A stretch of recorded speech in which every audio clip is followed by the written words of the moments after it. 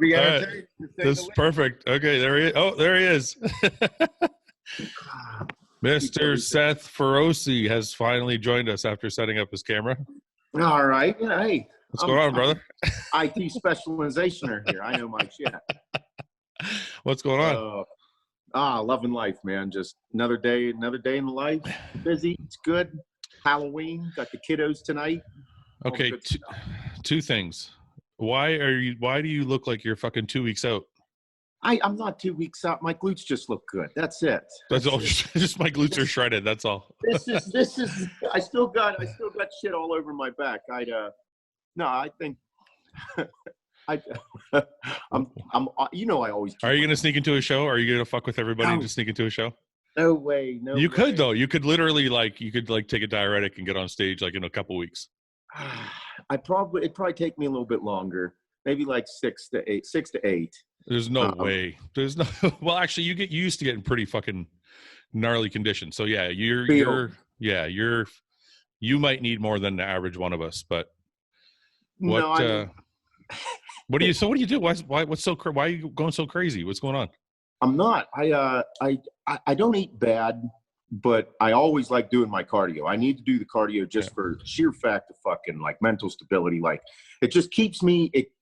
It keeps me hungry. I like being hungry. And, but I don't eat bad, but I got on the kick whenever the past like 8 weeks of work just been really hectic. And I was eating like shit. And I was like, that's it, dude. I need to get back on a program. Cause it's like, bro, how fucked up does the rest of your life get when you're not on like a goal? Like when you're not like, okay, I'm going to train today at 2:00. I'm doing my cardio this morning. I got all my meals prepped. Whenever you're structured, whenever I'm structured, and I know you're probably so similar because all of us are, like all of a sudden everything in life starts falling into place. Yeah. Like everything starts. But you know what I noticed now that I'm starting the business with the supplement company and I'm doing the podcasts and everything. Yeah. I noticed that I have to get good at keeping my food on track when my schedule is hectic. It's not like working full time. You know, when people say, well, it's hard to do it when I work full time, but when you work full time, at least you have set hours. With the podcast and running your own business, I mean, other business owners out there will know your fucking schedule's all over the place. Like right now you want to do a podcast at 11. I got to do one with Luke at 4. I got one in between at 1. And then you have 10 other things that need to get done before midnight. That's right. But I think, honestly, what I think I realized was, you said it. I watched one of your grill rants where you're like a really good, a badass motherfucker, somebody who does more than one thing well. Yes. So I thought of myself because for a long time I was so bodybuilding focused that was the only thing I cared about. And I was like, I wonder if he's talking about that kind of thing. And I'm like, I don't know if I totally agree with you because I feel like you have to be obsessed to be the best at something. But then at the same time, I look at my life now and I'm like, okay, if you can't juggle all these things at once, there's something wrong with you. Like you have to step up your game. Yeah, exactly. Yeah. So what I was with that, like if I tell this to my daughter a lot because loves gymnastics. Okay. And like, if you want to be great, like if you want to be known as someone who is great at something, you're going to sacrifice everything else. Yeah. Everything else is going to suffer. Okay. Like in order to be the best at something, bro, there are so many things that are going to take a hit. You know what I mean? It's personal life, work, relationships, everything in order to be great at bodybuilding and in order to be great at football, basketball, whatever it is. Yeah. But then I look at it, I'm like, okay, then all of a sudden my life started transitioning because it's not that I fell out of love with bodybuilding. I just realized that the best way for me to make money and provide and enjoy life was not to compete. And then I'm like, but I better get good at fucking everything that I do. That's right. Not great, but I better be pretty fucking good at it. And like you said, you're finding out, bro, like you're like, if I'm not good at juggling all this, like, and to your level of standard, and that's why I was like, just be a hardworking motherfucker. Like, okay, whenever I make breakfast and do my cardio, I'm going to do the best I can at that time. Yep. Whenever it's time to spend time with my significant other, I better be the best I can. Time to be a dad, better go love my kids. Time to go to the gym. It's just operating at that high level at every single thing. And for me, like, bro, whenever I get busy, I still will get complacent with food. Yeah. I'll still be like, man, I'll just eat the snacks. I'll take the pretzels. I'll take the pretzels and I'll peanut butter and jelly rice cake. And then I'm like, fuck, I just ate 1,200 calories of garbage and not one whole meal. That's not bad though. I go the opposite. Like yesterday, for example, I had to drive 3 hours to Toronto, do a photo shoot, and then drive 3 hours back. And it's like, driving's easy because you're sitting on your fucking ass, but it's tired. It's like, it puts you in like a weird state. And every time I do that, I get home and I'm like, I'm just going to order a pizza. And I'll order a pizza and I'll fucking smash like an entire large pizza. Last night though, because I've had this talk with myself about juggling all these different hats. Last night I got home and I actually made chicken and rice. And I made my wife some pasta and ground beef. And I was like, okay, I think I can fucking manage this shit if I just really stay focused. It's like it's weird. It's like every single hour is a new choice. It's like it's all just about choices. It really is. Cause it's like, do I want to order the pizza or am I just going to eat my fucking meal? Like, it's like this constant battle with yourself. And I've had this thing with, I still do to this day. I still have to revisit this conversation, but you know, you follow some entrepreneurs and these intense dudes and you're like, okay, but like you get your tidbit from it. And then you're like, you're going overboard again. Yeah. You know, on the overboard entrepreneur stuff. But then I'm like, I need the little bit so that I can stay focused on that task of like, okay, don't fuck this up. Yeah. And then like for me, it's not pizza because the kids like it, but it's not big. Chicken fingers and French fries. Like, bro, that's fucking, bro. If there's a tray of chicken fingers, I'm like, oh, I cooked too many, and I'm like, I'm not gonna throw them away. And fucking, you know, and then for me, it's always I'm the cleanup eater. Like after the kids, they don't eat all their ice cream. Seth's gonna eat it. Yeah. They eat everything. But well, wait a minute. I gotta interrupt you. I gotta stop you. I'm sorry. I just have to ask you, if you're that person, how do you look like you're in your terms 6 weeks out? I do an asinine amount of cardio. Bro. Okay, now I want to ask you. I want to break that down a little bit. Actually, before we get to that, I want to make one distinction. So, in that grill rant you're talking about, when you say if you're good at one thing, you're not talking about somebody aiming to be the best in the world. No, you're talking about everyday people. Like you got everyday people. Okay, that's the majority of the demographic that I speak to. Okay, I think that. So you get a lot of these intense entrepreneurs on social media, and I follow them. I enjoy them. Yep. But I, honest to God, believe that not everyone is set out to be an absolute fucking savage and eat people every day of their life. Yeah. I think that there's a lot to live in life, and there's tons of people with different goals. If you are set out to be the best in the fucking world at something, you don't need Gary Vee screaming down your throat or Andy Priscilla screaming at you. You know you're driven to go do something incredible. Yeah, of course. And I love those guys and what they do, and they pushed me at certain times. But I look at it and I'm like, okay, what about the dude that is just like, man, I just really want to feel good. I want to, like, as a dad, sometimes, you know, you're doing all these things and I was working 12, 13 hours a day, and I was just kind of feeling unsatisfied with myself. Yeah. And I'm like, it's not anybody else's fault but my own. I need to put more effort into every single step that I do in my life in order to be known as, like, what I call a hardworking motherfucker. Be good at every single thing you do. And I noticed that whenever I started doing that for myself, I felt this sense of, for lack of better terms, like a reward. I felt rewarded I felt worth. Yeah. And I think that if you go the opposite direction and you're just good at one thing. If you're just good at one thing, like, I'm going to be the best person I can be, you go talk to that person's significant other. They're like living with that person, like living with that football player or that, you know, star quarterback. They're like, he's fucking crazy. He's crazy. But you have to admit, it takes that craziness to reach, you know, a Tom Brady, or even a Mr. Olympia or anything. Yeah. You know what I mean? Absolutely. So, you know, it's funny Sorry, go ahead. And that's the greatest part about it. It's like it takes all these people for the world to turn. But yeah, I mean, sorry, go ahead. No, I was going to say that reward you're talking about.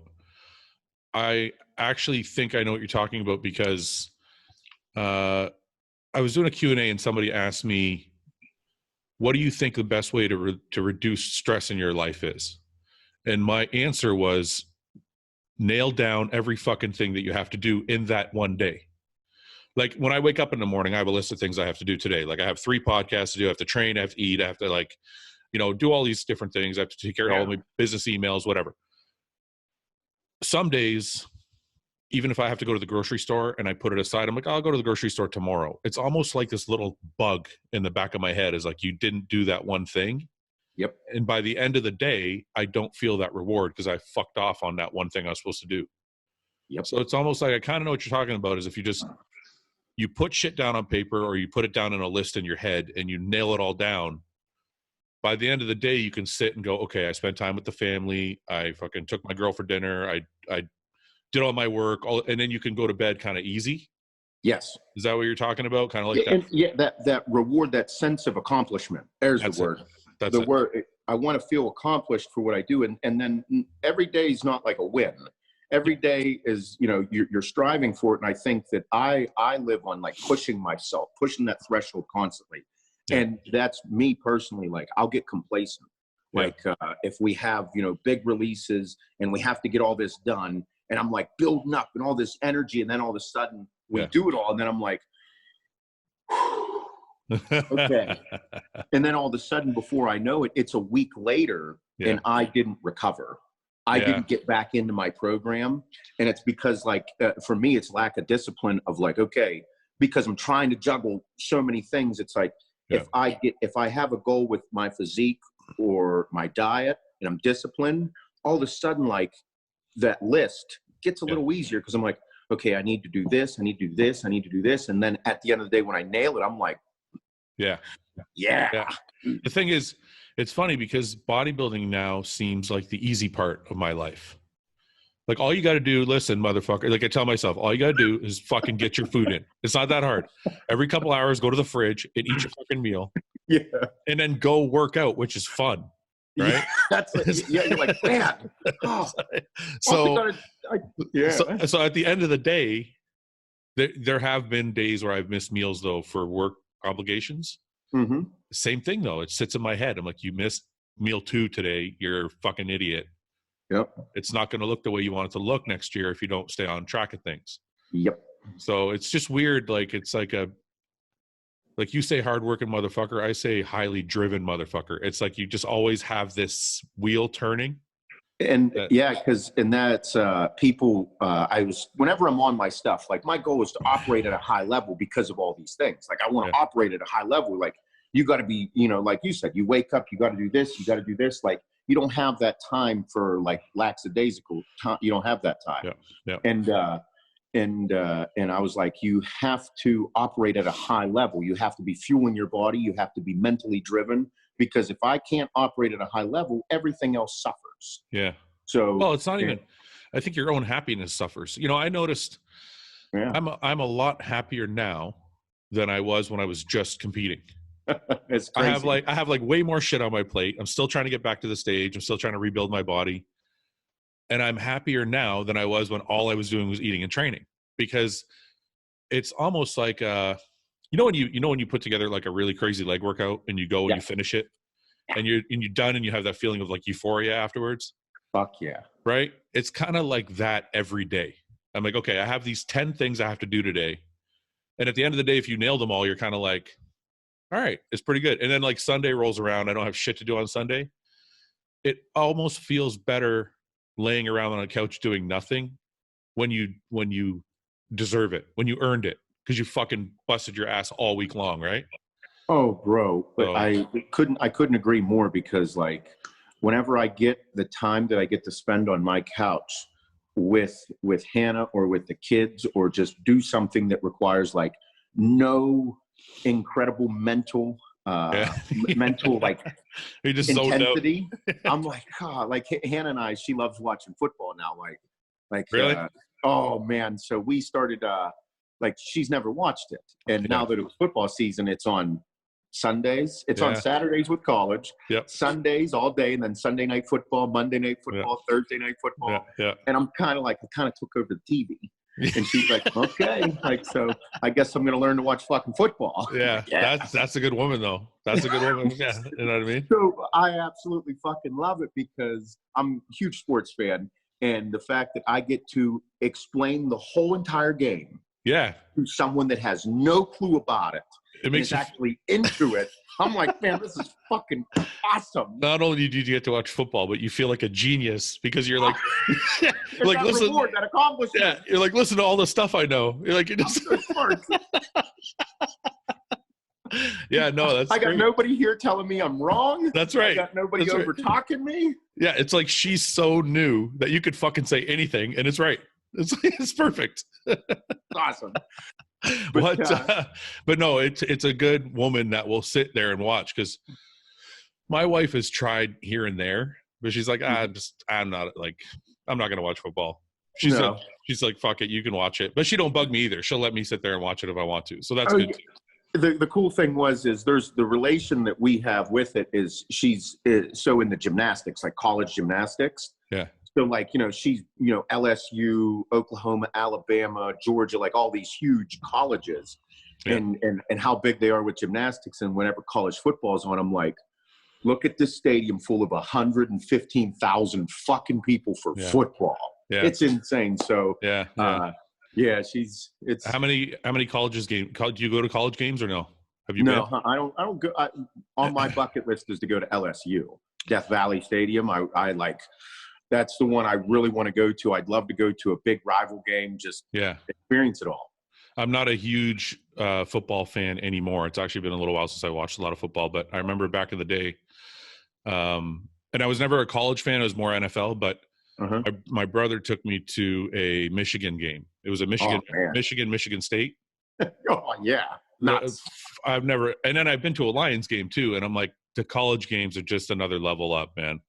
It's just so much fun. Everybody's having so much fun. The tailgating, the drinking, the fucking – They live for it. I remember walking up to the stadium, and you could hear, the people pounding their feet. I could hear the thump from the stadium, like as I'm like still 100 feet away. And I'm like, oh, fuck. I'm like, I said to my brother, I'm like, what is that? He's like, that's the fucking people in the – and I'm like, okay. So it was just anyway. It's an experience. The phenomenal thing. Yeah. All for them. I love it. I want to go back. I want to ask you because – listen, your physique is fucking insane. So everybody knows you work hard. Everybody knows you're juggling business and family and everything. And it's obviously taking a lot of your time. Most people can't achieve the physique you have without all that shit. So I want to get deeper into it. When you say I do a lot of cardio, how long are you doing cardio for? So a typical day is 30 to 45 minutes. Okay. I like doing 45. Okay. 30 minutes is like enough for me to like get into it. It's enough to satisfy me for the day. Yeah, that's all. I'd probably say I do 30 minutes 2 times a week and 45 minutes 2 to 3 times a week. Okay, so say 4 or 5 times a week you're doing cardio. Now, this is the part I'm really curious about. My cardio is really fucking, it's therapeutic like yours is. It's like gets my mental state right for the day, but it's very slow. Like I'm on the step mill, like level 2 or 3. And I have a feeling you're going crazy. I am. I am. So is that? I'd say that I do whenever I go on there, I start slow for about 5 to 8 minutes, and then I start cranking up the intensity. Yeah. I have. I don't think. I don't know what I would call what I have. I don't know if it's like you want to term it anxiety, or there's a lot of energy that I have and like. Mental, my mind will run constantly with everything going on. And I noticed that the deeper I get into business, the more my cardio is important. Yeah. And whenever I'm into it, like 15, 20 minutes in, I'm out of breath. Like my goal is, I am hammering it. Like since I'm not. And you're on a stepper, right? Yeah, I'm on the stepper. Not the step mill, you're on a stepper. Yeah, just the pedals. Yeah. It's the same motherfucker I had since 2009. I know, I have one of those too. As old as I replaced parts like 7, 8 times. I just won't buy a new one. I know. So wait a minute. So, and this is you're probably gonna fucking laugh at me for saying this. Yeah. I'm gonna say it. you're not worried about, because a lot of people are like, stay in the target heart range, 120 to 140. You don't want to burn muscle. You don't give a fuck. You're just like, I'm going to go crazy. I know I'm genetically gifted. Bro, Yeah. God gave me some fucking incredible gifts. Yeah, of course. I know that's one of the things, but I've also learned that I'm not eating any of my muscle. I eat enough food. I have, steady blood levels with all my testosterone now. And I look at everything and I'm like, okay, I just want to do this as hard as I can because I like to challenge myself. Yeah. I feel like when I have that challenging goal physically, I do better with everything else. Yeah. So I was like, I'll test myself every now and then. I'll be like, all right, dude, like, you're in the shit. Why don't you crank up? So, I do all my stuff first. Like, I'll look at emails. I'll look through Instagram. Yeah. I'll look through that stuff in the beginning on my phone during the step of my first 8-10 minutes. Yep. And then I'm like, okay, I put on an album. And then I'm like, all right, like, here we go. Yeah. Like, and then I'll start. And then I'll be like, let's challenge yourself today. How far can you push yourself for an hour? Okay. And I'm like, okay, here we go. Let's do 60 fucking minutes of some intense stepping. Yeah. And my goal is not to quit. Like, I don't want to give up. I noticed. And I feel, and that's a challenge because if I don't do what my goal was I know. in the beginning, then I'll be like, fucker, I didn't get it. It'll stay with you all day. Yeah. Oh, it'll fuck with me. So like, I use that as like that because, in competition, dude, in competing, like it's so intense, and the reward of winning and doing well and people being like, motherfucker, you look nuts. Yeah. Bro, that is something that everybody knows very few people ever attain such accomplishments in bodybuilding. Yeah. Like we're talking, you've had it a handful of fucking times and you've competed a ton. Yeah, yeah. That's that sense of reward from people being like, bro, you look fucking nuts. It's an amazing feeling. It is. So I do still chase that for my personal goal of like, okay, Seth, like I talk to myself about it, like, this is your goal today. Let's get it. And I'm like, oh man, I missed it. Or I got it. And then there's other days I'm like, bro, you kind of shit the bed there 5 minutes it left, dude. You fucking couldn't hold your shit. Bro, I do everything in sweatpants and a sweatshirt. Yeah. I'll be in there fucking sweatshirt off, like breathing heavy, like, yeah. Don't fucking quit, you pussy. But so your cardio is fucking nut. It's not, you're not taking it easy. You're fucking, but I noticed the stepper's easier than the step mill though. I mean, and not cardiovascularly, but on the legs. Like my legs, burn. If I go too fast on a step mill, my legs burn like a motherfucker. Okay, so one of the reasons that I don't have a step mill is because of that like I will trip. Yeah. I don't want to fumble. Yeah, I want to step because if I don't, then I'm fucking I want to go faster. Yeah. We have the gym going in, so I think we've talked about getting a step mill in there. I'm like, I'd like one because to do that at like a nice, step after step. If you do step after step for a fucking hour, 45 minutes, dude, you're smoked. That's what I do. It's gonna fucking eat you up. That's what I do, but I don't do it at a fast pace because I'm always worried about, John has always burnt into my mind that if you fucking go crazy on the step mill, you're gonna flatten out your legs. Oh, for sure. And I'm so I kind of trot along at like a level 2, 3, 4 max. And the way it hits your glutes is different. Everything, because taking a step is much different than a step mill. Like on my step mill, like I changed my foot placement so that I'm like, oh look, here, this is working more of my calves and my teardrops. Oh look, whenever I put my feet forward, I use more of my upper glutes. I change it throughout the whole time. Yeah. So I mean, you have that advantage, and then the disadvantage of the step mill is like you can trip and fall on your face. Like that will happen. Yes, like you can't go like if you go level 5, level 6 for too long, you're like it's funny. 300-pound guy on there looking like an asshole. Dude, it's funny. I'm on the step mill like trotting along, and it's like this fucking girl will get on the step mill next to me, and she's literally like running like this for like half an hour, and I'm like, what the fuck? So I just ignore it and do my thing. But is the reward from looking fucking nuts on Instagram close? Is it like a consolation to competing? No. You don't give a shit? You gotta give a shit a little bit. I give a shit, but in comparison, if you were to say the comparison of the feelings, bro, looking nuts in bodybuilding on a stage with thousands of people looking at you and being like, holy fuck, is such a wild feeling. Okay, let me rephrase the question. Okay. Is it satisfying enough that it will keep you from, like, it, are you able to stay away from the stage? I know you're focused on business, but also because you're getting a little bit of that reward by looking great. You know what I mean? Mm-hmm. Like people know you look great. So does that help? Oh yeah. I still love it. I'm still an Instagram whore. Admittedly, so that's nice. It always feels good to be told you look good. But I tell you what, like for me, looking like this and people being like, man, I can't believe you don't compete, or why don't you compete? There's a couple things that like for me, it also, the other factor is like, I know the depth that I have to go in order to compete, and I'm not willing to do it anymore. No, I get like, it. People think I take Trenbolone.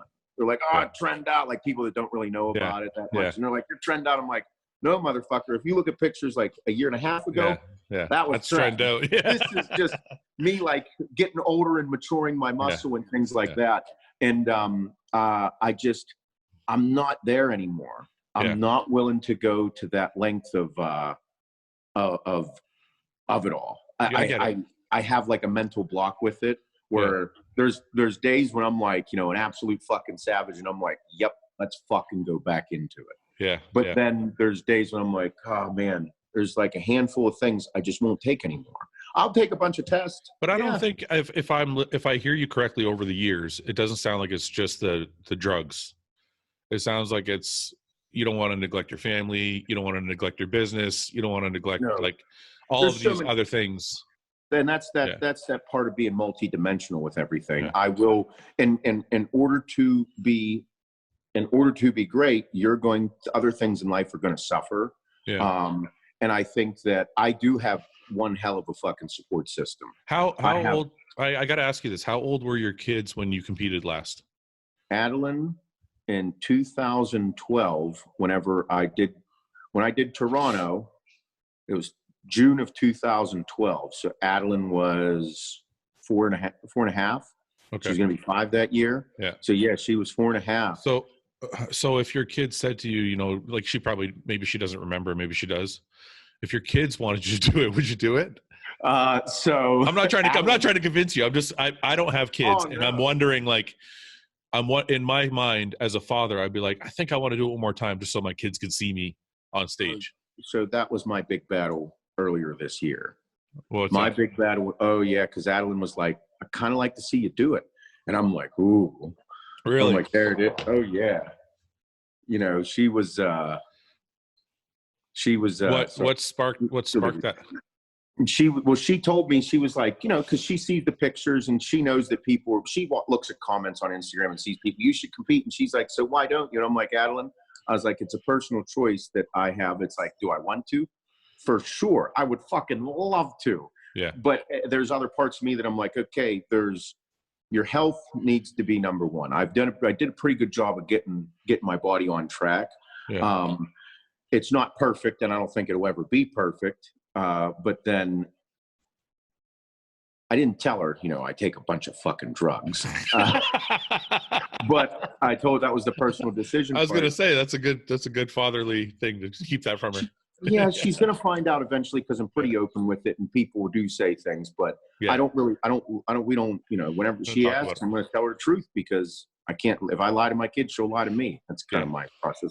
But the big thing was, it was like, okay, it would be awesome to do it, but I would have to become an absolute fucking savage, because as well as I do, that if I say I'm competing, I better go win that 212. Yeah, of course. There's no Seth looks great. Yeah, I agree. Oh, look, he looked really good at his show. No, motherfucker, I have to come to win. Well, especially because that's what people would be expecting. Because if people look at the lay of the land, they're like, well, Flex was your best competition, and now that Flex is gone, Seth could probably walk in and be Mr. Olympia. Yeah.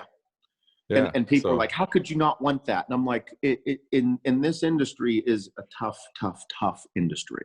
Yeah. It's a very tough industry. So it's like, there's so many other indicating factors. Like, I don't think anybody, if I say I'm competing, they're not just like, Seth, you're going to come in and do a one and done. Yeah. We'd like you to stay Mr. Olympia. Yeah. On the back end of things, because they know I'm a little too vulgar and I'm a little too open about certain things for them. Yeah. But at the same time, they know that everything I do comes from a good spot and I'd be a good ambassador. Yeah. And it's a business. This all is a business as well. Yeah. So it wouldn't be a one and done. They'd want the same thing with Flex, like the 7 years of building the 212s and the camaraderie and the whole thing.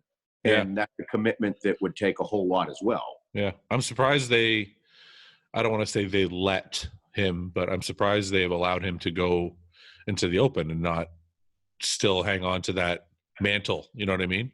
I agree. I think that me personally, bro, I think he had a very difficult time making 212. Oh, of course he did. I think it was borderline health issues. Well, I remember talking to him about not training for like 4 months because he's like, I'll get too big. And he just like, it's massive right now. I know. Bro, his forearms are legit. I know, man. I'm like, holy fuck, dude. I remember we had a debate on RX Muscle a while back, and they were talking about, I think it was me and Guy Cisternino and somebody else. And I think Dave asked how Flex would do in the open. This is before he was ever allowed to leave 212. Uh-huh. And I said, I don't know, man. I think Flex would be in the top 5 at the Olympia if he went to the open. And Guy was like, no, there's no way.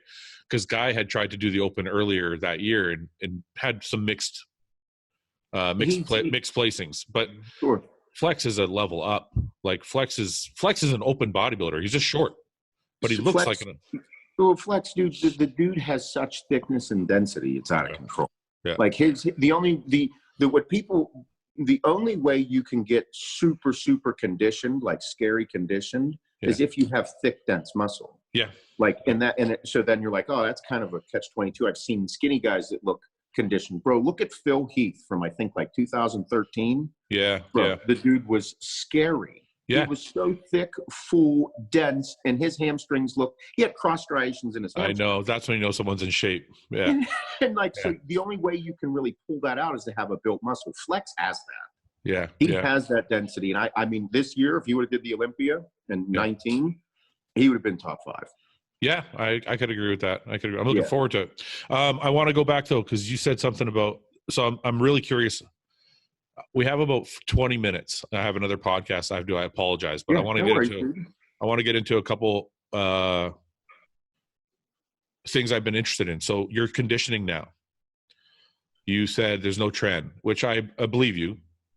But what is, if you don't mind talking about it, what is, like I've been off since like August 18th. I've been on like 200 or 300 milligrams of test every week just because I don't have my own test anymore. So I have to be on TRT. Yeah. I feel fucking phenomenal, but I look like a bag of mush. So how are you, like, what does Seth's stack look like in this like everyday life?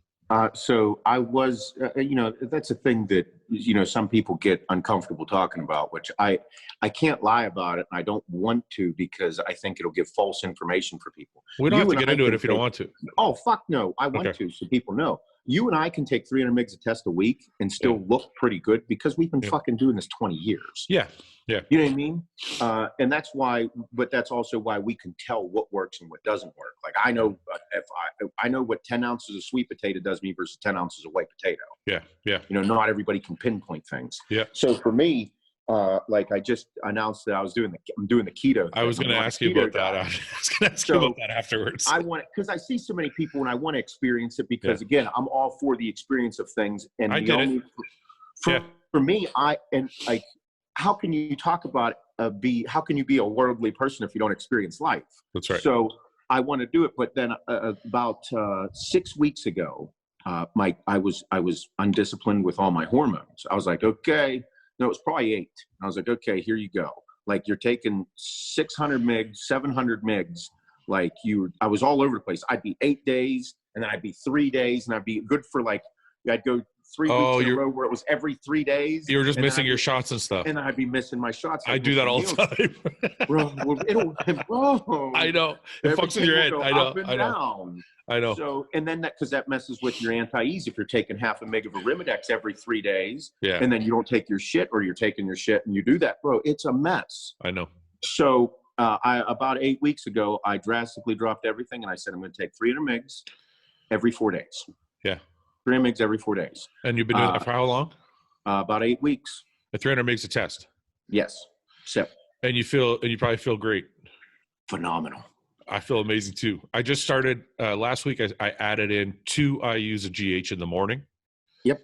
And I do the same thing. Like we were talking about last time, I take pharmaceutical grade growth now, and I'm like, man, this shit's great. Taking 2 IUs is way different than taking 10 of generic shit. Yeah. Yeah. And then I was like, okay, so I'm on point with all my stuff, and I feel incredible. And then that changes. I'm like, oh, should I take the growth in the AM or the PM? And I noticed that when I take growth in the PM, I'm like, my hands are a little stiffer in the morning. Yep. And then my weight goes down. Yeah. So I wake up lighter. So if I take it in the morning, I don't have the hand problems. Yeah. And then throughout the whole entire day, I feel different. You feel more of a fuller feeling? Mm-hmm. Like wherever I put it, I feel a little fuller. I don't get the spot fullness, but I feel maybe a little it's like my placebo. It's in your head. You're like, oh, my shoulder today. No, fucking things. No, I feel a little. I'm exactly like you. If I take it at night, I wake up in the morning and I feel tighter. Yeah. And but I'm not. I feel like I'm not taking enough to do the split. Yeah. So if I'm doing 2, I'm like, I'll take it in the morning. And I'm not working on getting shredded right now anyway. So I'm like, I'll take it in the morning. I have a little bit fuller feeling all day long. Yeah. And it seems to be working. And what's crazy to me is if you told me 10 years ago, like when I was 30, and you said, I want you to take 300 milligrams of test and 2 IUs a day, I'd tell you to go fuck yourself. Yeah. Like, get the fuck out of here with that shit. I'm not doing that. So, and that's what's hard about this. And because people don't really understand, like, the lengths that we went to previously with the extremes. And now you're like, well, Seth, how can you be 220 pounds, like doing this and eating like this? I'm like, bro, I have, this is, you built the foundation. Man. Yeah. I could, and that's why doing the diet for me, the keto thing, I want to experience, because I'm pretty sure I know how most of everything else works. I want to do this one, and I'm not changing any of my protocol. I'm not sprinkling in any other drugs, because this is the baseline that I found that I will know what occurs. Can I tell you what I noticed on keto? I did keto for 8 weeks, I think, a couple of years ago. I was having an issue with my blood work. My doctor said my A1C was high, which is your blood sugar number. Yeah. For those of you who don't know. So he's like, you're borderline like type 2 diabetic. Oh, bitch. He's like, you better take, but the good thing about type 2 is you can take care of it with a good diet. Yeah. Yeah. So I was like, okay, you know what? I found the keto diet. I was reading up on it, and it's supposed to like stabilize your blood levels the most out of any diet because there's no carbs. Mm-hmm. So I did it. 8 weeks later, he's like, how'd you do this? He's like, we usually put people on medication for this. And I'm like, I stopped eating fucking carbs. That's how I did it. I'm like, surprised, motherfucker. Like, like, fucking surprised, dude. Yeah. Stop eating gummy bears, you stupid fuck. Yeah. So, but no, this is what I found with that diet. I felt absolutely amazing every day. I never felt sluggish. I felt like I had a ton of fucking energy. All my blood work got better. And I wasn't eating, like, it wasn't Atkins diet. I wasn't eating any shitty like food. It was just really healthy foods and really healthy fats. Clean keto is what people keep sending things to me. That's right. That's right. So, but the negative thing I found was my workouts suffered. I don't know if you've noticed any of that yet, but I just don't have that same explosiveness. It's those things that, we're in tune with our bodies. You said everything that I believe is going to happen. Yeah. Bro, I feel stupid good. Yeah. The amount of energy that I have is ridiculous. Yeah. Like, I wake up and I'm like, let's get the day started. I'm like, ho, motherfucker. I've had to drink coffee and like warm up the engine every single day for years. And now here I am at like 5:30. I'm like, man, ready to go. Oh my God. I'm like, this is scary. And then like, I don't have the crash in the afternoon. I'm eating fatty steaks. I eat butter with things now. And I'm this 9 days in now. And I'm like, man, I went through the headaches and the withdrawal. I'm like, once I went through the headaches, I was like, dude, sugar's bad. Fuck me. Yeah. This sucks. Yeah. Because you start to learn things and you can't lie about it and pretend it's not really happening. That's right. But I do know that my workouts will suffer. So I haven't done a whole lot of research, and I know enough about keto to like do this, but I haven't done a lot of research into it because I don't want outside influences being like, hey, 2 weeks in, you're going to feel like this. And then this happens here. So I want to learn about it. So I'm like yesterday, I was like, man, I don't think I ate enough today. I went through my day and I'm like, I ate maybe half of the fat that I ate the day before. And I'm like, it really affected me. Yeah, of course. And like, I have to consume lots of fat. This is the hardest. When I mean lots of fat, motherfucker, the one day I ate like 250 grams of fucking fat. I know. This is the hardest part of the diet that I found was eating the fat. I'm like, bro, it's like I have to eat like 3 avocados per meal. Motherfucker, this morning with my eggs, I took a spoonful of butter and threw it in the pan. I'm like, oh, dude, what the fuck is this? Listen, I got a secret for you. Go watch Gordon Ramsay's video on how to make scrambled eggs. Oh, really? Oh, dude, he makes them like it's weird. He uses butter throughout the whole thing. He puts the butter in the pan. And then he also, when you're whisking your eggs, he'll put butter in there while he's whisking them. And then he puts them in the pan. And then while they're cooking, when they're like halfway done, he'll put another scoop of butter.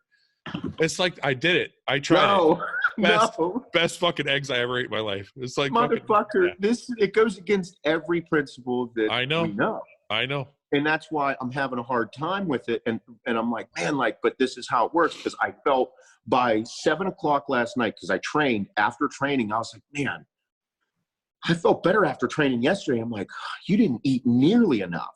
And my digestion's better. Like I can feel it. Everything's changing. And I'm like, okay. But then I'm like, my workouts are not nearly the same. Yeah. They're just fucking not, dude. Yeah. So I have a modified workout that I'm doing. They're not all pump based and all that. And that's my shit. Yeah. So throughout this process, my goal is to, talk about how I feel and document it for myself and going forward. And then I still haven't done a cheat day. Okay. I don't know what I'm going to feel like when I reintroduce some carbs. This is what I learned from it. And I don't want to Yeah, no. I don't want to say anything because I know you want to kind of experience these things, but this is what I learned when I was on it. First of all, I don't know how much protein you're eating, but you're supposed to eat like 30% protein and like 70% fat, which is insane. God, dude, fucking nuts. But the thing I also learned was if you've been eating carbs your whole life, it could take like up to 4 weeks to get into ketosis. So I'm still not in it. Yeah, the guy that was helping me is like, and it could be because your protein's too high, but you have to check that too. And that's the other thing. People are like, certain meats kick you out of ketosis. And I'm like, what the fuck do you mean? And then I'm like, there's still a little bit of insulin spike from eating meat. Yeah, exactly. Protein. So he said after 4 weeks, if you're in ketosis or whenever you do finally get in ketosis, then you can start introducing cheat meals. But if you've never reached ketosis and you start eating cheat meals, it's going to take you even longer to get there. So it's like you can't have any cheat meals until your body's functioning the way he goes. And then when you're in ketosis and you have a cheat meal, your body will return to ketosis faster. He goes, but you have to get there first. Yes. So and that's why I think it'll take a long time because, bro, I have a glycogen storage in my body like crazy. I know. Bro, I dropped a lot of fucking weight. I'm down 10 pounds. What do you weigh right now? 216. Are you serious? I was 226 9 days ago. I was going to say you're like 235 the last time we spoke or some shit, 240. And then I stopped taking so much gear and then I slowed all that down. So that dropped everything. And then I was at 226 and I was still looking good. I still look good, but then I was like, I don't feel good mentally and I don't feel good. I got it. And then Hannah made baked ziti. And I'm like, oh man. So I fucking housed it. We had a great dinner. It was really good. And then that night, later on that night, we're sitting on the couch together and you could hear her stomach grumble. I'm like, hey, you okay? And she's like, I don't feel good. I'm like, I don't feel good either. Yeah. I was like, it's just, we ate too much. And I'm like, I don't like the way I feel. And she's like, I love the meal, but I don't like how I feel. And I'm like, me neither. So the next morning I was like, done. That was and then I was like, fuck it. So I just wanted to do it to see what would happen. And now I'm like, okay, I really want to experience all of it. Yeah. I want to see it all. So this is, sorry, go ahead.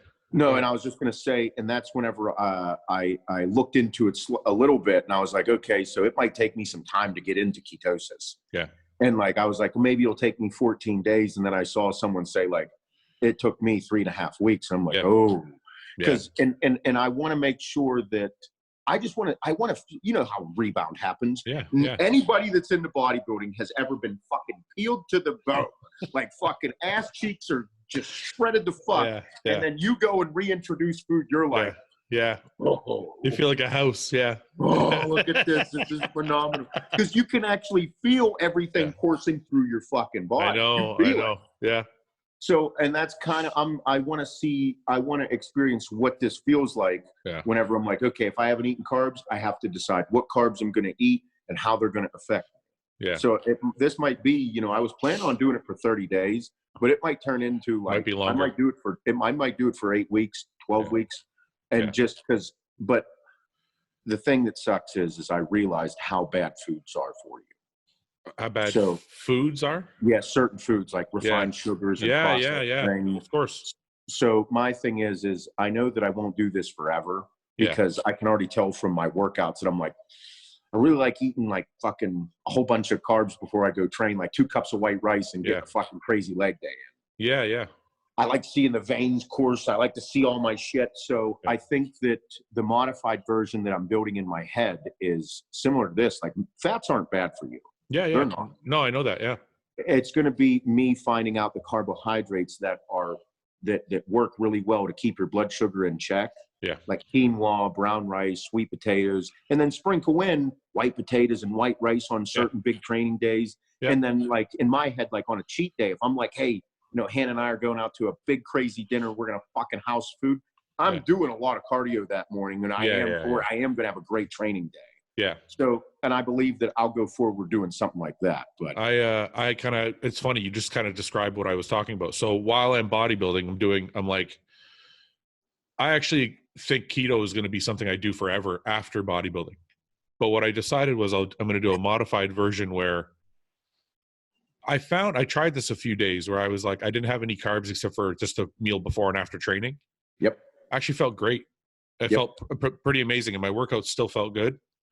So I feel like there's a halfway point where you can still do, it's not even called keto anymore, but you can still do like a low carb, you know, where you feel really good. And I think that is from us being bodybuilders and so in tune. Like you can't do keto. You don't have, there is no way you're hitting that fucking level that you know you can hit during a workout without carbohydrates. You're not fucking hitting it. Yeah, and that's why I tell people. People ask me all the time, what do you think of the keto diet? And I'm like, if you're just trying to lose fat and you're just trying to feel good, amazing. If you're trying to build a ton of muscle, it's probably not the best idea. Yeah. No.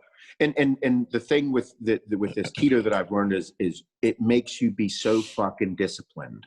Yeah. You're incredibly disciplined because you can't eat carbs. The hardest part I found about it was not that I couldn't eat carbs. The hardest part I found about it was I had to reduce my protein so much. You know, you're used to eating like 6 or 8 or 10 ounces of meat per meal, and now you're eating fucking 3. And you're like, wait a minute. Well, that's what somebody just told me. They're like, bro, you should be eating like 4 to 5 ounces at a meal. And I'm like, whoa. Like what? And they're like, oh yeah, you need to, you should be eating 65 to 75% of your diet is from fat. That's right. I'm like, 70 to 75%. It's disgusting. It's disgusting. What the fuck am I eating? I had a friend, you know, Paul came over, my training partner came over one day. We were both doing it at the same time. He comes over to my house. He's got a Tupperware container. It's got chicken and like spinach or something in it. And it's swimming in fucking coconut oil. There's literally a quarter inch, and it's all melted of fucking coconut oil. I'm like, Paul, what the fuck are you eating? He's like, I got to get my fats in. I'm like, what are you going to drink that after? I couldn't believe it. But what most people do, or most bodybuilders, when they say they're doing keto, they're not doing real keto because they're still keeping their proteins really high. You'll never go into ketosis. No, your body's just going to convert. And that's where I'm having a problem because I'm still eating way too much protein. But then I'm like, bro, I lost fucking 10 pounds. I don't think you're going to lose more though. I think what's happening is I really fucking hope not. Well, think of it this way: you lost the water weight from getting off the gear.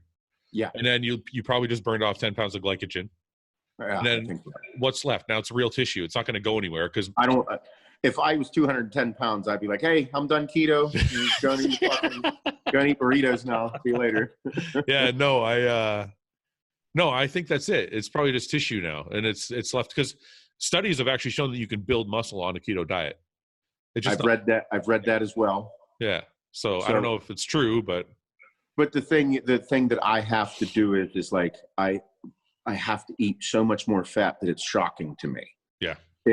That's probably the biggest culture shock for me is like, because I followed a couple people on Instagram and the carnivore stuff and like we're heaps of butter. I know. Steak. Can I tell you the best thing? Can I tell you the best thing I started making? Oh, dude, my breakfast every morning after a little while became, the bulletproof coffee. You ever heard of I haven't tried it yet. I'm going to do it tomorrow morning. Okay, listen. So I do the coffee, and I put the I think it's ghee. The butter is called ghee. You put the butter in the fucking coffee or the MCT oil or whatever in the coffee, and I was adding a scoop of protein. Oh boy. It actually tasted like, I don't know if that still makes it keto or not, but that was my breakfast. I figured the fat's there and I have the protein there. So that's all I was having for breakfast. I would just drink my coffee, but with the chocolate protein in it, it tasted like a fucking a cappuccino. Well, that's what Mark Bell's doing. He carries around like a fucking stir. Like he just puts it in and it like spills it up. He like carries it in his pocket everywhere. I'm like, this is fucking hilarious. I'm like, kind of reminds me of some shit I do.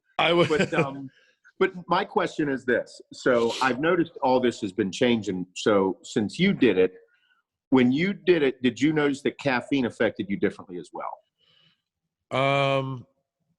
I don't. I just noticed I had a lot of energy all the time. I didn't notice.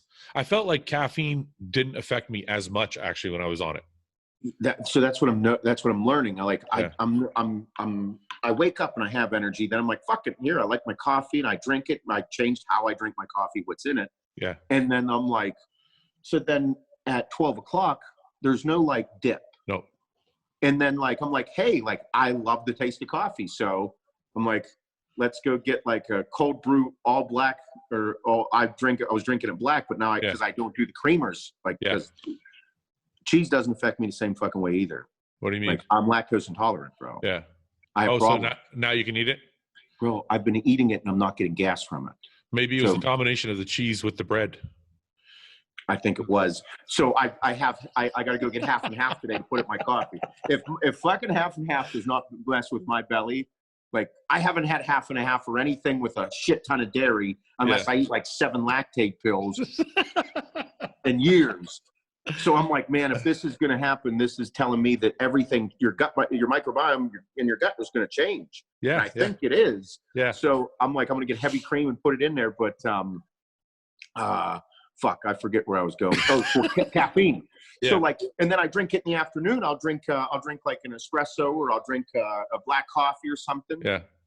I don't have a crash. I just kind of go up and then like it levels off and I'm like 6 o'clock rolls around. I'm like, I still got energy.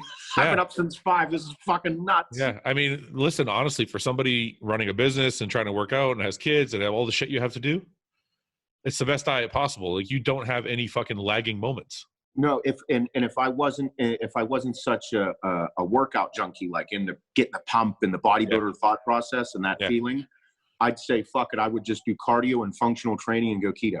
Yep. You will feel phenomenal. And then my thing is I just want to feel the cheats. I want to feel like what happens when I do eat pasta or eat like I don't like donuts, but I feel like that's one food that would like what I want to see how that would affect me. That crazy amount of sugar right away. Yeah. I want to see what it feels like. I think when you're done, I'm gonna imagine that you're gonna end up in the same place I am with it, where I think to myself, I like eating a lot of protein, not a lot of protein, but I don't like eating 3 ounces. Mm-hmm. So for me, I feel like I've modified the whole thing. It's not keto. I'm just going to end up eating a little bit of carbs and a moderate, like more fats than carbs in my protein. And then that to me is, because that gives me the same type of energy. It's not until I start introducing a fuckload of carbs that it fucks up everything. Yep, I agree. And it's kind of funny because we were talking about it the other day, and I'm like, I'm just gonna eat like your mom told me to eat. I'm gonna eat all my greens. I'm gonna eat healthy. I'm gonna eat good foods. I'm not gonna eat processed shit. And it's like, that's pretty much the goal. Yeah. So and like you said, I think that's where I'll go in. But for me, what I knew that I know fucking gummy bears are bad for you. I know pretzels aren't the best. I know gluten fucks with your gut. Everybody knows it. But until you actually like experience it firsthand and cut it all out, I was like, oh man, this really sucks, dude.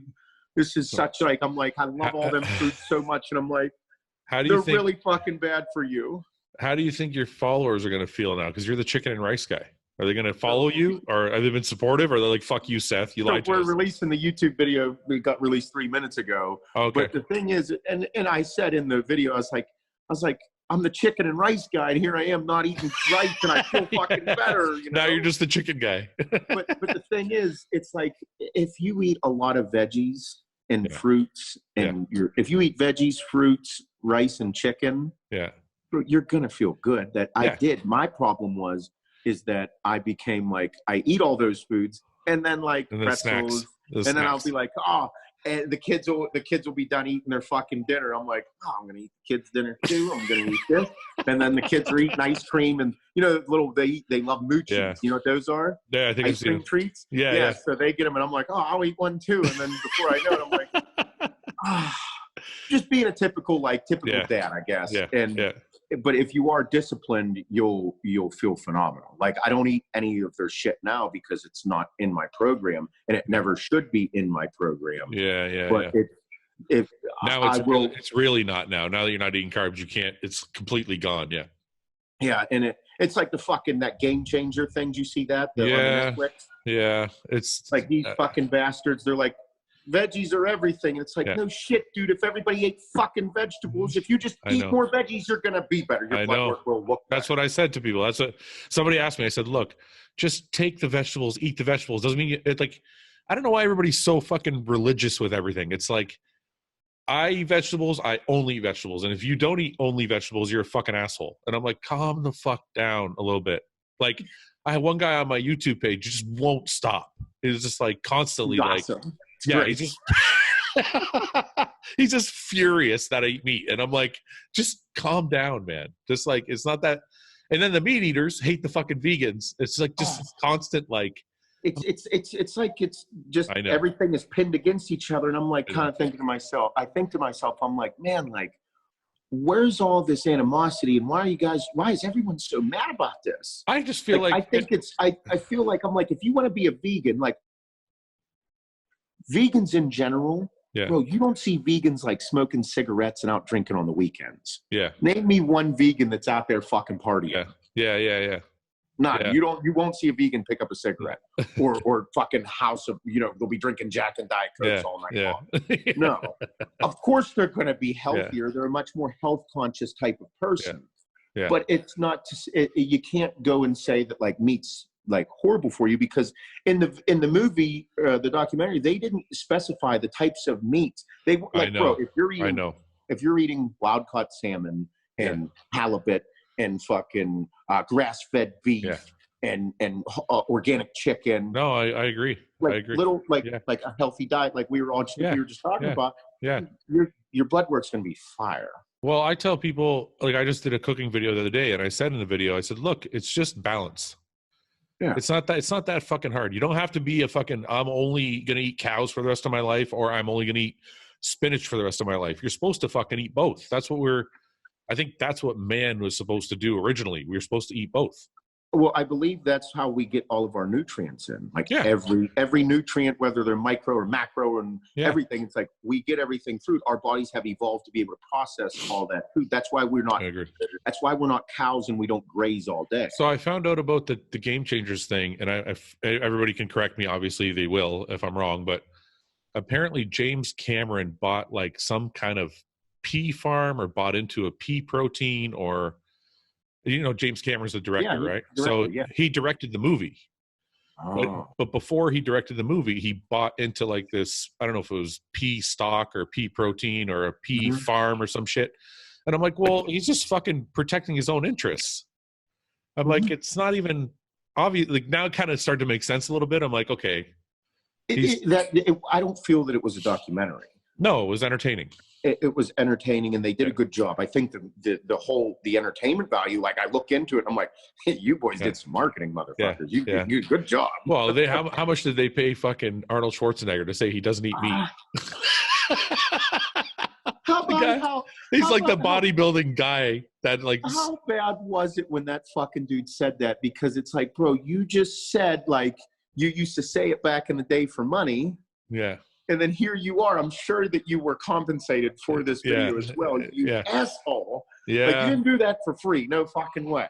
Well, look, if he's a vegan now, that's fine. That's cool. Oh, yeah. But just say that. Don't say, I realize it's the way to go. Say, I'm older now and it's healthier for me because I'm 70 fucking years old. That's it. And that's perfectly fine. Like, I don't want people to think that like I hate vegans because, hey, bro, you do whatever you want. You know, that's how I feel. I think that's what's beautiful about life, and especially today, you can do whatever you want. Yeah. But like, whenever I look at that, I'm like, man, like, you guys had some not a little misleading. It was really fucking. Oh, misleading. I know. But this is what. But you know, the thing that bothers me is, on the meat eating side, we may make fun of vegans sometimes, but like we don't care. We're not like mad that you're eating broccoli and spinach. Like I don't give a shit. Like if you don't want to meat, don't eat meat. Like it's fine. But on their side, they're like mad at us. Well, and that's because a lot of people that are I don't know if it's a lot. I'd probably say that a certain percentage, whether it be high or low, does it for ethical reasons. I agree with that. And so people will be like, oh, well, you know, they're some saving the planet. Some people are protecting us. Yeah, you were killing the animals and ruining this. And like, hey, dude, I am against mass farming. Yeah, like I don't like it. That's me. I buy a lot of stuff from. There's a farm here that's a self-sustaining farm where they raise a certain amount of cattle. They go through it. They use every piece of it. They sell the liver. They sell the lungs. They sell everything. Yeah. It's like they use it all. Is it more expensive? Yeah, but I'm in a position to purchase it now, so I'm going to support that farm so that they can continue to stay in business. There's deer on my property here. There's fucking 70 acres around me. I kill the deer on this property and eat them. Like, are you allowed to hunt them on your own property? Oh yeah. Mm-hmm. Oh, that's awesome. Yeah. So the deer here, but the thing is, it's like, I believe that's a way of life for me, and some people find it unethical, and that's fine. But it's not like, I mean, don't think one of the crazy things about hunting and why like I love shooting a bow and love bow hunting is because like you have to be perfect with it. Yeah. Yeah. Because whenever you kill an animal, like if it's going to be very spiritual because you're taking the life of another animal. Yeah. Like you can't take that lightly, and no good hunter is like, oh, I missed it and hit the ass end and couldn't track it. They are genuinely upset because you wounded it. Yeah. And now you might track this fucking thing for miles because it's going to suffer. Yeah. And that's why I practice every day, do 10 to 12 shots every single day. So that whenever it is, you're there and like you take it out with one arrow. Yeah. And then you utilize everything for it. Just so people are clear, you're not sport hunting. You're eating everything that you can get from the animal. In that situation, I 100% agree with hunting. I think people get really fired up about sport hunting. Sport hunting is not for me. Yeah. They everybody that's overseas in Africa doing these big games and things like that. Like, I understand that a lot of the majority of the money goes back. It goes back into villages, and I just saw somebody shot an elephant and they fed an entire village with the elephant. Yeah. I'm like, it's kind of fucked up, but then you're like, bro, I live in fucking America where I can get anything I need. I'm not in Africa in a third world place where if you kill an elephant, you feed fucking thousands of people in a village. But I think this is where people are offended, maybe is the right word. Oh yeah. You could still kill that. Let's say that I've heard the stories about, so the elephant's too old, the elephant's causing problems, so elephant's got to be killed anyway. Yeah. So they're like, let's get somebody who's a sport hunter. He'll pay $50,000 and we'll get all the meat and we'll get all the money. It'll help us, blah, blah, blah. Yep. The problem I think that people are running into is, okay, you have to kill this elephant. Why are you making it a sport? You can still feed and I get the argument that you need the money, but I'm just saying from their point of view, because what they're like, don't start, Seth. But wait a minute. They could. It's like when we kill a cow, right? When they kill a cow, they do it as humanely as possible, as fast as possible. We hope that's how it happens. So I think people's argument is like, okay, if you have to kill the elephant, just do it fast and quick and get it done. It's not a sport. It's not a game. And you can still feed that village. But their opposite argument is, well, we need the money. So you have this thing again, where you're like, that's first world problems that we're speaking of in our world. of course, we don't want to hurt feelings. That's well, right. A fucking hungry belly is a lot more important than your feelings. No, I'm not, and I agree with you. And I'm not saying that like directed at you. I'm just saying in general about it. Yeah. But like, okay, so how do you all the deer that's on my property? Okay, I'm not out here shooting a fawn. I'm not out here shooting a fawn or a 1 or a 2-year-old doe or a 3-year-old. I'm looking for the stud that's fucking been around for 4, 5, 6 years. Yeah. It's like in the prime of his game, so that like you have to, you're controlling the population, so to say. You are hunting. I'm not going to shoot the spike buck that's on my property that's been here for 2 years. But wait a minute. But we understand that. But then whenever you talk like the older elephant, like you said, like that's what goes on with conservation. Yeah. So the thing that the sport problem is like people are kind of fucked up because that dude that's shooting it. Yeah, he's fucked up. That's the problem. Fucked up. It's like this guy's getting a boner out of fucking killing an animal. Oh, it's tough, dude. He's not really trying. But that's the frustrating part, because that guy's not like, oh, I really want to give them $50,000. He's not like, oh, I really want to feed the fucking village. He's like, I'm gonna kill this fucking thing and take a photo so everybody can see that I killed this thing. That's the frustrating part. So then it goes into, so how do you kill a fucking 40,000-pound animal? Or however much they weigh. Well, so then you're like, but then you need to have a precise shot. Yeah. You need to have someone who is so fucking good at shooting to kill that thing instantly. I'm saying what I'm trying to say is, I think if you eliminate it, and you can't because you need the money, but if you could eliminate the happy fucking weird part about it, people would be like, okay, I get it. You got to kill the animal. It's done in private. No photos are taken with it. It's like, but I think that's where I'm agreeing with you on it, because I'm like, it is like I am fucking thoroughly excited if I fucking nail my shot on a deer. Yeah. Overwhelmingly excited and like fucking pumped. But then like, as you approach it, you're like, oh, okay, here we go. This is it. And like, you have to, and the whole thing is when, like, for this type of hunting to eat, as I like to put it. Yeah, that's right. Like it's a sense of that accomplishment of being like the consummate male of I cut wood to fucking heat my house. Yeah. I live off the land. My goal next year is to have my big giant garden. Like, I love all of it, but it's like whenever it comes to the sport hunting, that element seems like it kind of dissipates. That's your not your problem, but like that's where you and I have that. We still have that I don't want to kill a fucking lion. Well, this is the thing. I think what you said, and this is, I don't hunt, but I can imagine if you kill an animal, there's a joy, or I don't want to say joy, but a feeling of reward that you did it in one shot. But then, like you said, as you approach it, you also have a respect for the animal that you killed, and you're going to utilize it for you and your family. So that all makes sense, right? Mm-hmm. What I think the problem is with sport hunting is, I don't know if the people that, and this is just my assumption, I don't know anybody who's done it, but I feel like they may not have the respect for the animal they killed, and it's more just a joyous occasion for them. And I think that is where the fucking problem lies. Yep. But like I said, it's a first world problem, because without the money and without the food, that fucking village will be destroyed anyways. Yes. So and that's it. And there's so many things that people don't understand about nature, that like, it's like, hey, there's fucking bears where I live. yeah. Like, it's not fucking Yogi Bear, and he's not like, hey guys, I know. You want to pet me? No, he's coming for a fucking reason, and more than likely it's to eat.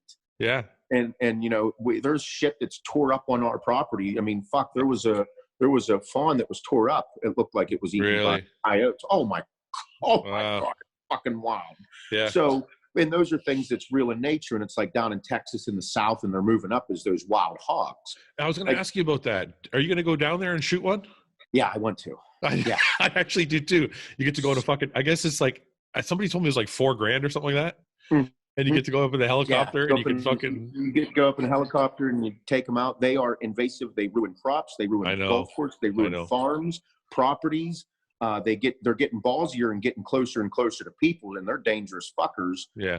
But the thing is, they reproduce faster than rabbits. And then with Branch and all his buddies, they're super religious guys, very Christian guys. They take it, and then the whole homeless population, they do the roasts. That's how they feed them. Yeah. I mean, they still, they utilize as much as they can, because again, like, that's part of being like a hunter conservationist, is like, you're like, you're not doing it because we all have hearts. Like, these are still living animals. And that's why the whole spiritual side, like, it will change you. Person who does a good job talking about this is Cameron Haynes. Yeah, I've heard him on Rogan's podcast. Yeah, he does a good job about it. And I mean, he takes a lot of heat, and he gets pretty pissed off sometimes. And I'm like, bro, stop reading the comments. Stop reading the comments. Just stop, dude. Just move the fuck on and keep being you, because everything comes from a good spot, and you're not going to change the idea or the thoughts of some people. But that's the respect level that we have to have for one another with, whatever our choices are. What's going on with your president? Is he going to be impeached or what? No. No. What the fuck is going on now?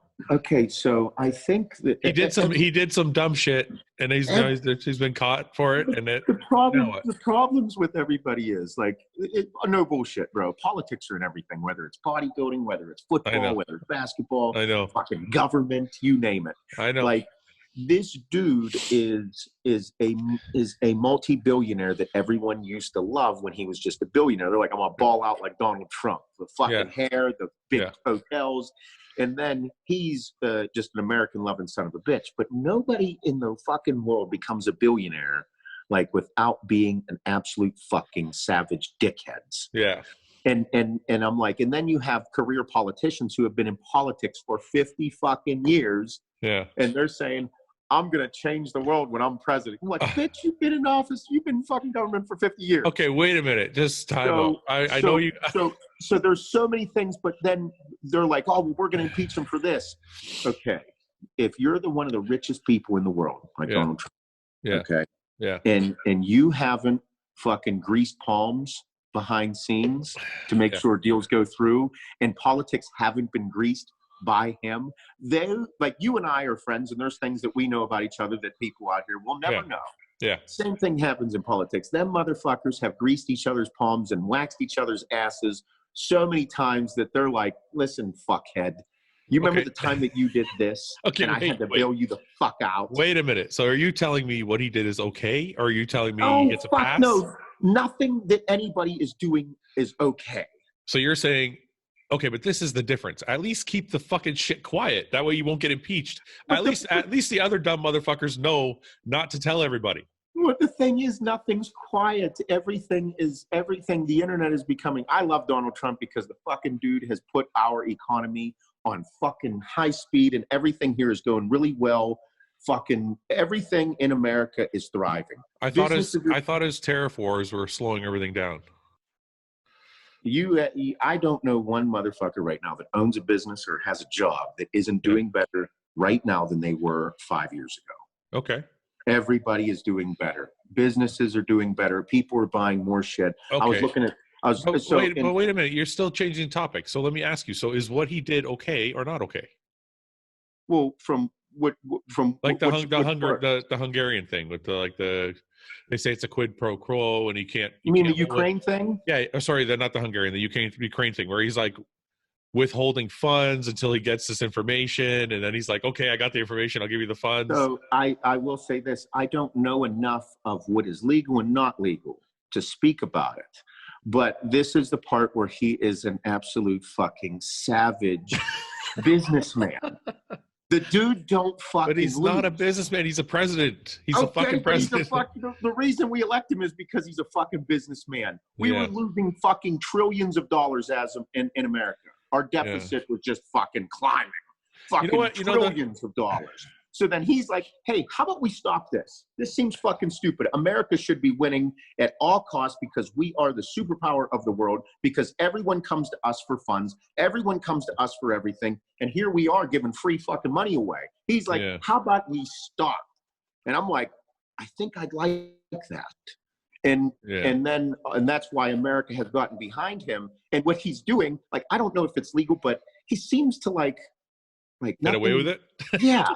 So I'm like, okay, if he's kind of getting away with it, like, again, like, this is me, I'm not educated enough in law and what's going on. Yeah, whether it looks pretty or not, the thing is like all of a sudden the Democrats are kind of like, oh, well, this maybe.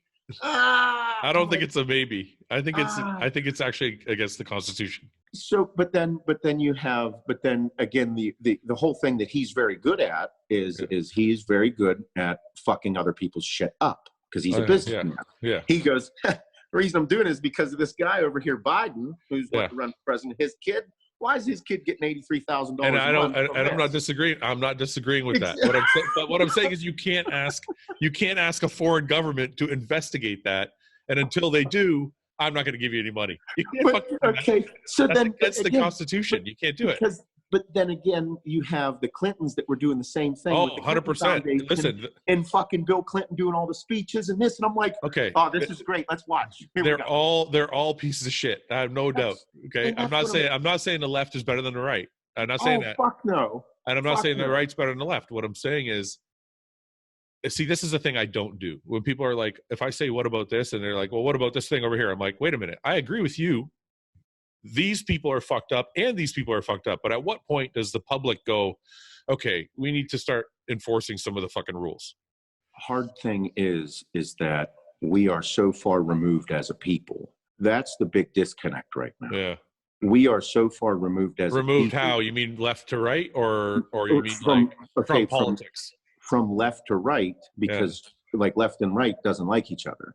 Like they pinned us against each other, which is fucked up because I lean a little more left and you lean a little more right. We can still have a fucking conversation. And the thing is you still know right from wrong. But whenever you get to a certain level in business and you start dealing with millions and then billions and then trillions of dollars, like, I'm sorry, in business, people that are fucking uber millionaires and billionaires, met some of them, bro, they're fucking savages. They will eat me. No, I get it. And they'll disregard all feeling. So I think that politics has now gotten to the point where we are so far removed and they are removed from real life. Yeah. Like, bro, whenever you go from if you're making like 100 G's a year or a couple $100,000 a year, you don't really relate with the person that makes 50. You 30, still do on certain levels. 100%. But then whenever you start making $1 million, all the things that matter to you, you're like, oh yeah, I just have to pay for this and do this because this is how my life goes in order to do this. Yeah. And then people that are flying on private fucking jets, you're like, bro, you fly on a private jet. They're like, well, I have to do this because I'm doing this. All of a sudden, like, you continue to get further out of touch and further away. Yeah, I agree and with that. I think that what we as a people are so disconnected with, or the government people, the officials are so disconnected with regular normal people that it's kind of scary. Yeah. Meanwhile, it's like these people have been lifetime fucking anybody, whether they're left or right. They've been in the fucking politics for fucking 30 or 40 years, and you're worth $150 million. Yeah.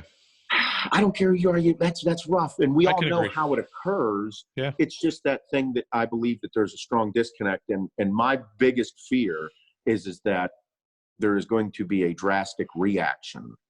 Well, I'm not worried about that. I know people talk about that. It's my biggest fear within the American politics. But I think that, I mean, the problem is that we are so left and right that everybody will protect their side at all costs. But that's, I think, the problem is, though, man. Like, look, you know, one of the biggest problems I see in politics right now is if you're on the left or the right, you have trouble calling out your own side for the dumb shit they do. Oh, yeah. Like, I can look at anybody on the left and go, yeah, like you said, the Clintons. And I'm not a Clinton supporter, but I'm not a Clinton supporter. I'm not even American. I just like to participate because it's fun. But I can look at the Clintons and go, yeah, that's a fucking shady outfit. Like, that's fucked up. Right. And I'm like, and I totally understand why she lost the election. I'm like, you're too fucking shady. Nobody wants to vote for you because they're terrified of you. I get it. But I can also look at the right and say the same thing. The problem I see is that most people, or not, I don't want to say most, but a lot of the people I see, the loudest voices in the room are the guys who are like, my side's always fucking right. And it's like, wait a minute, man, just let's just all be honest with each other. So about 15 years ago, I was in college, and that's whenever Obama was getting elected. And I was looking at it, and I'm like, you know, and college was crazy liberal, you know, crazy liberal. And I was thinking to myself with everything, and that's whenever it dawned on me, because I was into it all. I was into politics, 20 years old, and I realized that whoever was getting elected had their way of making money. Yeah. Like, everybody's greasing their palms. Everybody's making money. You don't go through life without power and money. Those are two things that people love. And politics is a lot about power, and money comes with power. Yeah. So, and because then generations get to go to schools and all the shit and yada, yada, yada. But it's like Democrats and Republicans back then, that's when I realized, I was like, whoever gets elected, they're going to do certain things because that's how that side makes money. Yeah. And it's just a dependence upon who's in office, and that's what's going to happen. But wait a minute. I'm not talking about the politicians. They obviously have to root for their side. Oh, yeah. I'm talking about everyday average people. If you're it trickled down into us because they became so divided that we became so divided. And we're so disconnected with them. Yeah, but do you think that's an education thing? Because, like, look, any rational person could say, okay, that guy has to side with his side because he's making money off that fucking side. But then that's saying that we actually think that we still like possess a ton of power. No, we don't. And then people are like, oh, well, we had 2 bags of shit to choose from, Hillary Clinton or Donald Trump. That was the thing. But that's what I'm trying. So how did that happen? Why? You're like, well, why is there not some young gentleman that's a smart individual that says we should do all these smart things? That's not what I'm saying. I know, but that's how I would hope as an American. I'm like, where's the guy that's like, hey, I've done this in life, this in life, this in life, this in life, this in life. I know this, I know that. That guy will never make it because they will eat him. Of course. He won't even get to that he won't level. make it. I agree. No way. But that's not my point. My point is the guy online who fucking has no stake in the game because he's not even being fucking heard. He makes 30 grand a year or 50 grand a year, just an average person. That person is red or blue through and through and never ever looks at look at my brother, one of my brothers. No matter what the fuck I say to him, he's like, nope, Trump's wrong. And I'm like, yeah, but just fucking hold on for a minute. I'm like, what about XYZ? Because listen, even though I'm not a Trump supporter, I can see some of the stuff he's doing that's good. My main problem with Trump is just that I feel like he should be more presidential. But he's also fucking hilarious. So I don't know. I'm caught in the middle. I'm like, I want to laugh, but I'm like, I also want, you know what I mean? But well, that's and so I don't, like you said, education. I don't think it's an educational thing. I think that it's a tribal thing. For lack of, maybe education should be defined. Yeah. I would say that what happens is the media and what we look at and what we absorb on a quick, regular basis every single day, whether it's the TV or the internet or whatever it is. Yeah. It's the propaganda. We're soaking it in. We're drinking the juice. And whichever side you're on, me being more right, I follow right-wing media. And I look, I'm like, and there's never anything from the other side. And I'm like, there's very few times that you see a rational conversation. Go ahead. Do you think people know? This is what my problem is. I don't think people know. Or maybe let's reword this. I don't think, like, I can look at the right or the left and say these things are fucked up, these things are not fucked up. Yeah. But a lot of people won't do that, and I don't necessarily think I think they don't want to know. Well, no. Also, it's going to take. Okay, so say like me. Obviously, there's a goddamn gun in my fucking logo. Yeah, I support the Second Amendment. You know. Yeah. So I'm pretty big. Yeah, of course. Right-wing conservative. Yeah. But I'm not to the point where I'm like, gay people shouldn't get married. Yeah. I'm not to the point where I think, calling them fucking fags and all the ignorant things and terrible things. No, I still have heart. Yeah. My thing is I just have certain beliefs and I'm going to live by them. And the way that my life and my childhood with my dad being a small business owner and the life and learning all this and that's the side that I've always leaned to. But there's not times I'm like, God, you stupid motherfucker. Okay, that's all I'm asking. Because that's life. But that's all. But then again, And wouldn't it be nice if people like, oh man, Seth Fouad, you guys make so much sense. You should be president. I'm like, well, but I did a lot of fucking cocaine. And the second that I run for office, everybody's like, yeah, he did this and he did this. I'm like, yeah, I did. I don't know what to tell you. And so I think that like that is on a small scale of what's occurring in certain times, but like on like, bro, like the whole Jeffrey Epstein thing and the fucking it's crazy. All this wild shit, dude. We're talking about some fucked up shit. I know. It's way over our heads. So at that point, and we're still looking at like, oh, well, that's way outside of my ballpark, but that's who I have to choose from to run the fucking free world. Yeah. You know, and it's a really scary, scary place. And then I'm like, maybe like down the road within my generation, I'll actually see somebody come out that's like fucking middle of the road guy that's a well thought out person, and they can handle themselves on both sides, and we can come together and make a lot of fucking money in the world and become a harmonious place. But it's not that way. Life isn't fucking rainbows and blowjobs. You know, religious war has been going on for fucking ever in life, and it's all based on people's beliefs. Like I just saw that thing Dakota Meyer was on Joe Rogan. He's like, he was talking about when he killed somebody. Yeah. And he's like, we were both fighting thinking like we were in the right. Yeah. Yeah. Like, bro, that's some fucking intense shit there. Yeah. And I think that and that goes back to right, red and blue.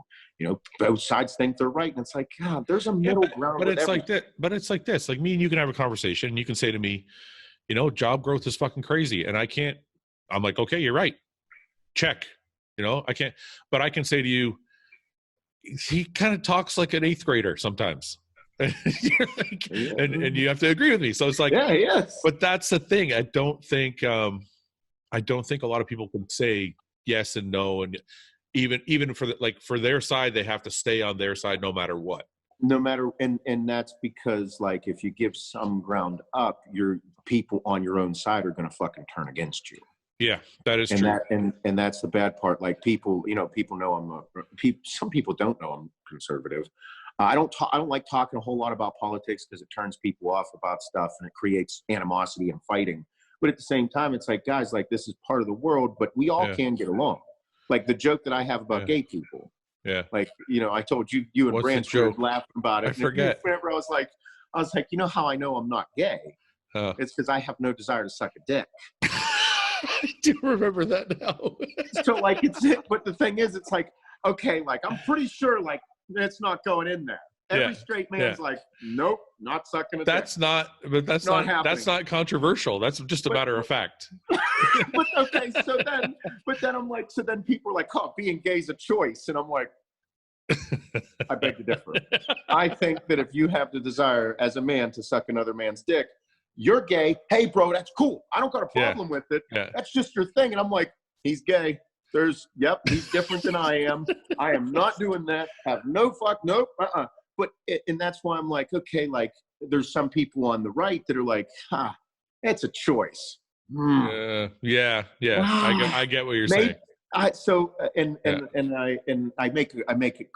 make comedy out of it. But in all reality, I believe that they are different, and I believe that there's enough fucking people that are straight that fuck up their own marriages and fuck up their own kids' lives and all this. I just hope that the gay people that are together and adopting children, they keep in their head that it is in the best interest of the child and not their own personal feelings. Like most rational, good adults do, but there's going to be still pieces of shit, straight people, pieces of shit, fucking white people, black people, Asian people, fucking gay people, everybody. That's life, you know. But you know what's important about everything you just said is, you said you're conservative. You said you don't like to talk about being conservative. It's a touchy subject, not just conservative, but talk about politics in general. Right? I don't like politics because it gets people too fired up. And that's right. But this is the reason why.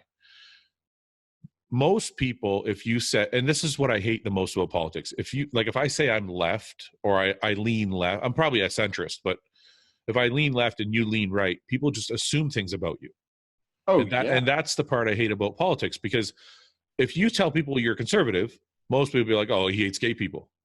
They wouldn't think that you just don't give a shit. You're like, oh, I don't care. You can do whatever the fuck you want. Or to say that they're a gay conservative conservative, and they're like, what do you mean you're gay conservative? How's that even possible? That's not in the books.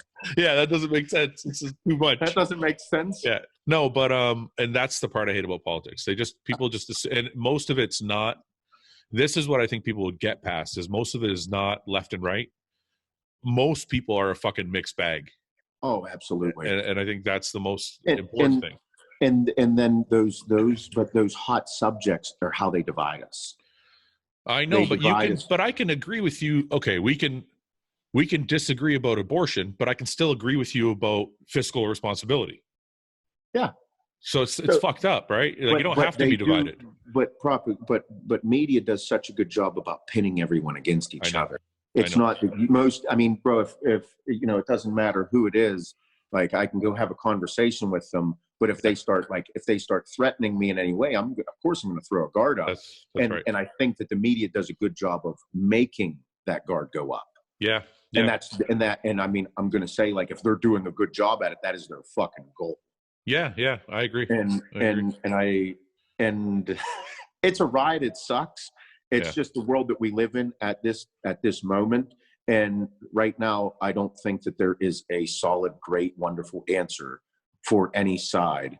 And I don't know how long it will be before it comes, because if people were saying, oh, well, we got to choose from Donald Trump and Hillary Clinton, and Donald Trump wins, people are like, oh, well, it was a fucking crapshoot bag of dicks.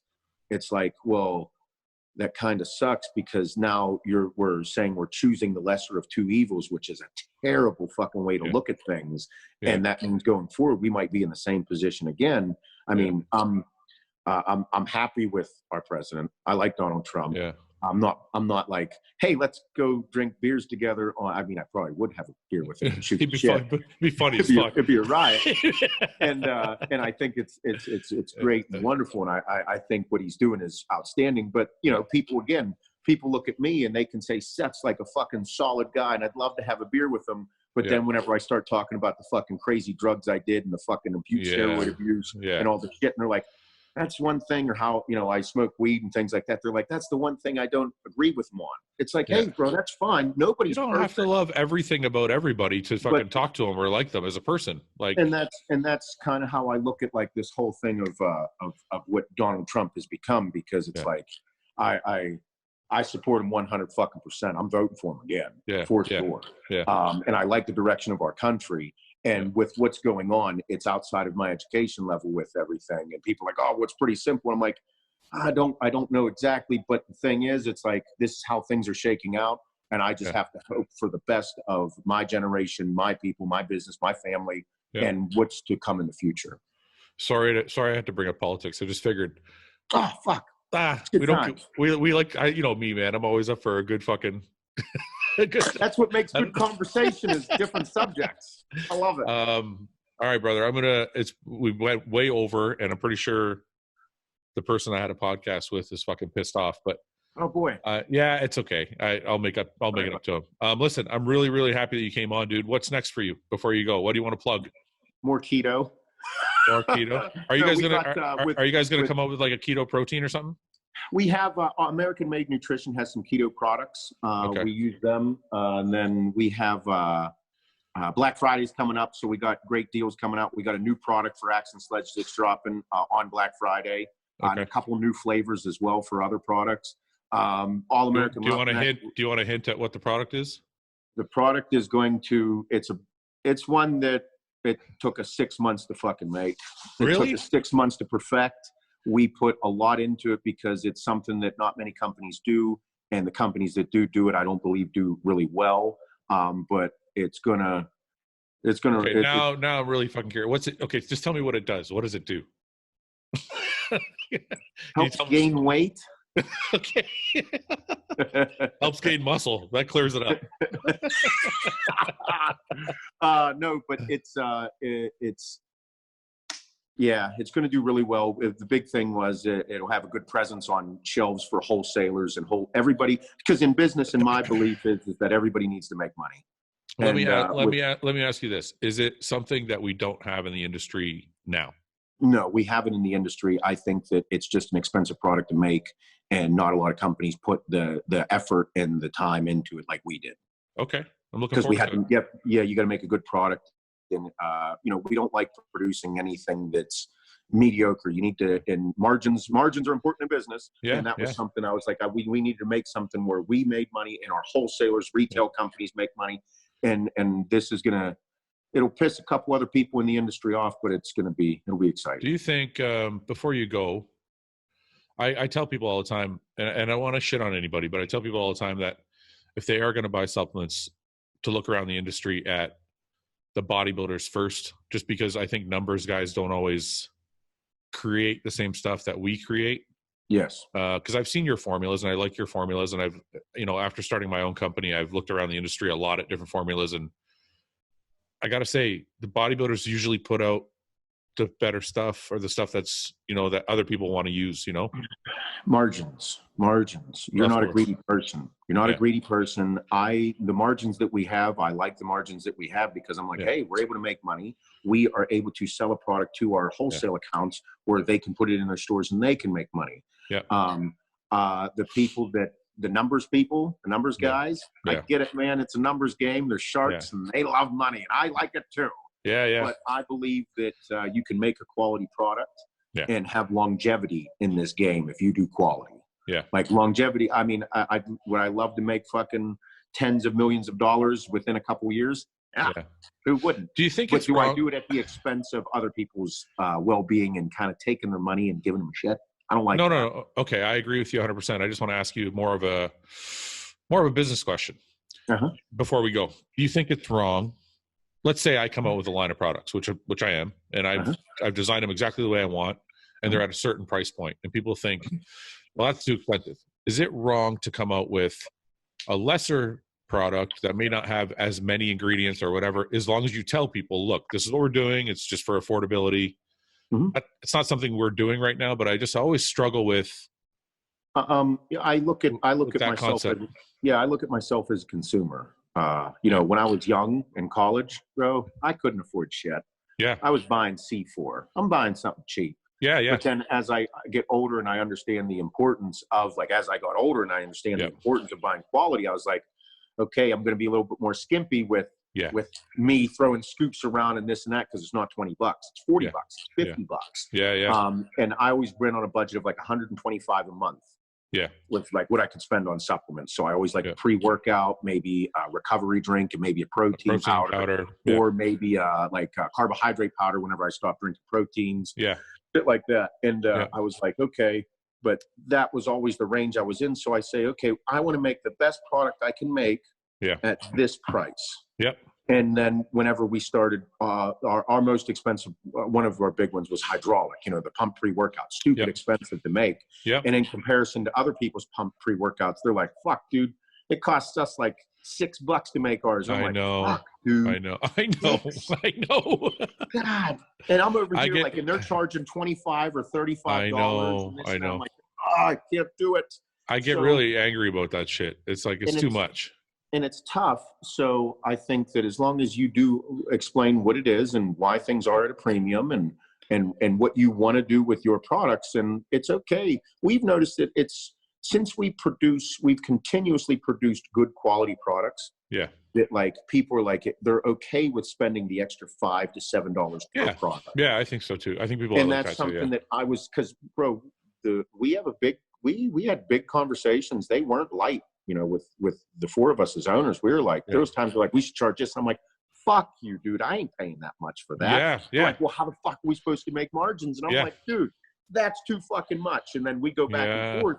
And then we're like, all right, dude, well, this is where we got to settle, because it still has to be affordable for the consumer. And then the thing is, in business, you won't do good in business if you don't have a good wholesale accounts. Yeah. Like those people that are buying those products still have to make money. That's right. And so it's everything has to be mutually beneficial from all angles. And that's where, I mean, we have the conversation every time a new product comes out. One of the reasons that it's tough, it's fucking insanely difficult to do free shipping on supplements. I know. Bro, do free shipping on supplements is I don't know, whoever out of control. I worry about I don't want to say too much. Let's just, free shipping. I know what you're going to say. I know. It's tough. I don't know how people are putting out good products and free shipping at the same time. So that's all I'm gonna. I don't want to say any more than that. There you go. It's very difficult. And it's a numbers game. It really is. And I like where my numbers are, and I like my projections, and I like how things look.